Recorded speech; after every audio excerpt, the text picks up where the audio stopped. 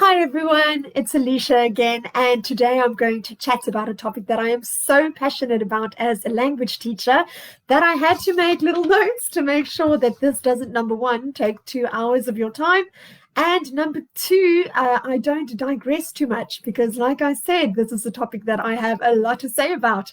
So today we're going to look at those literacy skills and how you can really develop them. So while the focus is going to be mostly on the early literacy skills, I'm definitely going to throw in some tips and tricks for the older kids or the teens. So if we have to start right off the bat, there are going to be 6 early literacy skills that we're going to focus on. I'm not going to go through all the whole list right now. You're welcome to take a look. But as we go through these skills, there are going to be 5 practical things that you can do. And I'm going to incorporate these early language skills while we talk about the practical things that you can do to really help your child boost their love of language, but also their ability to read and spell and understand the language and use the language. And that is what we really want to focus on today. So stay tuned. We are going to run through 5 quick practical tips that you can do. But if you're also looking for a more in-depth idea with more bulleted points, checklist, if you will, you can go ahead and download our checklist in the description. I've put the link there for you. All right, ladies and gents, the first one I'm going to talk about is the thing that you can do to help your child develop those literacy skills is going to be talking to them. Now, this comes very naturally for parents. When they have a young baby in the house, they automatically go over into baby talk. Now, while this can be a controversial topic, I believe very firmly that there is nothing as good for a child's development as a parent talking baby language to their child. That being said, I have a few things that need to be in place. I call this, or people call this online, parentese. It is the language of parents. And this by no means saying baba words like, oh, it's shushu, or anything like that. But it's more about the way that you speak when you talk to a baby. You'll be going, hello, is jy nie cute nie? Look at that little face. And that is absolutely crucial for development of language because automatically you have that young child's attention and you can then over-enunciate your words and they can really hear them and they can hear those language structures and they're excited and they're looking at you, listening, really taking in what you're saying. So that parentese that you're speaking is absolutely phenomenal. Just make sure that you're not using baby words and also make sure that you're using nice, long, complex sentences so that they can learn how to start using words. And that's where the first literacy skill comes in, and that's going to be vocabulary. That's where they get those words. They might see them in a book if they're older or hear someone use them, but it's only when they're in a familiar surrounding with people using these words in everyday situations that they really start understanding what the word means. So go ahead, speak to your child as young as possible. Another thing on that topic, people often think that all these educational toys are for example, the little building blocks, they're going to be great. It's going to make my baby smart. And to an extent that is true, but it's not what you might think. It's not the actual blocks that is making the baby smart or the young child smart, but it's the way that the parent interacts with the child socially while playing with those toys. For example, ooh, I can see that you're putting the yellow block on top of the blue block. Look at those 2 blocks on top of each other. So you're playing with the toys, but it's more about how you use your language while you're playing with those toys. All right. The second thing that we're going to look at is reading. Now, the cognitive or the literacy skill that we're going to attribute to this one is going to be print motivation. And it really is as easy as it sounds. It's finding the motivation to read or to interact with print. So if they're very, very young, it's going to be all about, for example, if we've got this Roald Dahl book, Matilda, it's all about the pre-reading activities. Teachers call this pre-reading. You might just call it talking about the book before we actually read the book. And that's going to be like, what do you think who's that? Is that the author? And they're learning new words again. What do you think that picture means? What is the picture? What is she doing? What is she sitting on? You can look at the back, you can read the blurb, you can look at the side, you can read all the information. So it really is about figuring out what you think this book is going to be about before you're actually reading the book. That helps with that print motivation. Now, again, if you're sitting with younger children and they've got books with lots of pictures, this is a great opportunity for you to take a pause on every page and say, what can you see? What do you think is going to happen? Really help them engage with the story so that they can internalize it better. And that's all going to be about that pre and during reading activities that you can do to help the child. Another thing that really helps boost that print motivation is a parent reading with enthusiasm. Now, here's the thing. I know that we're not all extroverts.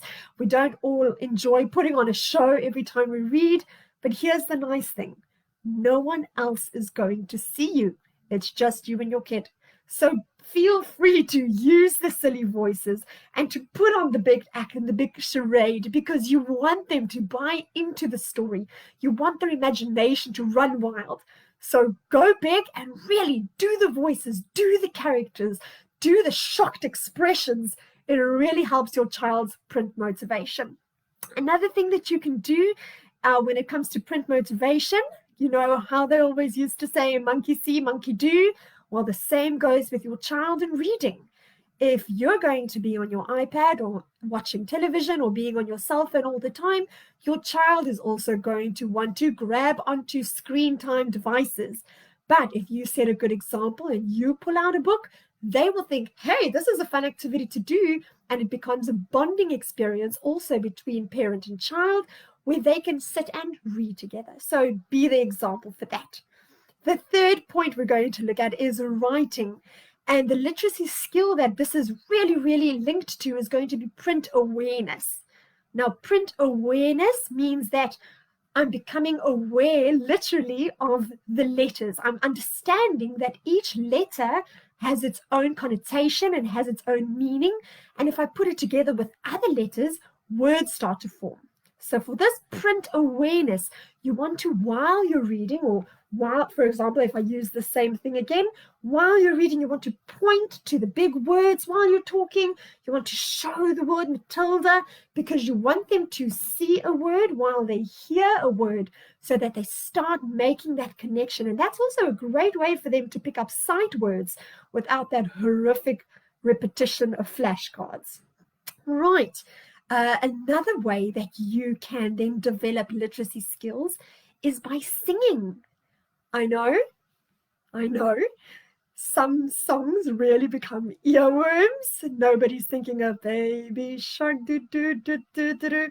But it's so important for the phonological awareness. So if you break up the word phonological, phone, phoneme, you think of a phone. It's something that you can hear, all right? So that phoneme is about being able to hear smaller parts of a word in a bigger word. All right. So why is this important? If they're older and they start doing poetry, they need to be able to hear rhyming words. Where do they learn them? They learn them in songs, because the ends of the lines normally sound the same, or in nursery rhymes that they can sing. And like we said, also singing, it triggers that memory as well. So it helps them to internalize the alphabet, for example, quicker and more easily, because they can sing the alphabet song. So it's a nice practical way for them to really get into also being able to hear syllables as you breathe between the words. So you can show them that it's possible, for example, to breathe and say the second part of the word without having to stop. I apologize for that horrible frog in the throat. So there again, that's a nice way to then do syllables, all part of that phonological awareness. And the last one, this is actually said by Dr. Karen Purvis, where she was talking about that you need 500,000 million. No, I'm joking. I'm not going to quote the number now, but it is a crazy amount of repetitions that you need to do to be able to remember something. But if you play, it's basically just 20 repetitions and they can remember something. So the biggest struggle, and this is what I found in the classroom as an Afrikaans teacher, the biggest hurdle to enjoying a language is that we kill it with lists. Parents, kids, I know you're with me. We kill languages with lists. We have lists of synonyms, lists of antonyms. We've got homonyms. We've got lists of spelling words. We've got different spelling variations. It's lists and lists and lists. And nobody, honestly, nobody wants to learn a boring list. But if you can engage in those language skills by playing, that automatically becomes 10,000 times more fun. And you also don't need to repeat it as often because you don't have that psychological block against it. So, for example, this now, okay, the literacy skill that I want to link to this one, it's called letter knowledge, and it's about knowing, first of all, is that letter a B, a P, or a D? Now, if a child has a problem with this, it could be that there is a visual processing issue. We can look at that in a second. So the idea is going to be to get them to really say or write those letters over and over again without necessarily having to feel like they're writing on a piece of paper. So one thing that they can do when they're very small, it can be something like letter painting, where they can paint in the sand or on one of those gel kind of that you put in a bag with some food coloring. They can play with that. Or it can be magnetic letters. I, for example, have these at home that I absolutely love. And you put them against the fridge and you can rearrange them into different little sentences. And it's just really every time it's about playing and finding a new sequence. You can also do that with the big magnetic letters that they can spell out their name or spell out their dog's name, for example, if they're still small. Or a great fun activity for bath time is where you have those foam letters. And those foam letters work very nicely if they're wet, sticking to the side of the bath. So they can build words or match the uppercase to the lowercase letter. And again, it feels like a game. So they're constantly playing. For the older kids, if you really want to get into those spelling words, hangman is the way to go. Or playing games like Scrabble or Bananagram. It really engages the language skills while keeping things light and fun. Or if you're that way inclined, nice and competitive. Another thing that you can do to develop, and this is going to be the last literacy skill, is going to be the narrative skills, the ability to tell a story, the ability to use language to tell a story. And as an Afrikaans teacher, I can tell you that this one often is lacking, especially in children that they're speaking their second language, or their first additional language then, as you may. So it's going to be important for you to maybe, let's say we're reading a book, but then they can, with their dolls or with a theater show that they put on at home, they can then go and they can retell the story. They can make their own story. It doesn't matter. But it's about using their imagination and being able to find the correct words for it. And if you have to play and put on your pirate suit, you do that as well. But it's about having them just enjoying it as much as they can and really developing that ability to tell stories. Ghost stories, when Eskom hits us again, great way for a dad or a mom to show an example of a good story.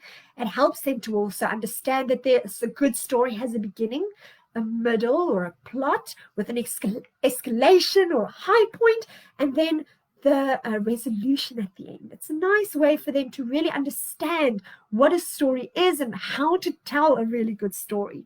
That again translates into good essays or an interesting author. Ladies and gents, I hope you enjoyed our top tips for today. The whole point of this is that all children deserve the opportunity to become literate. And it doesn't matter in which degree.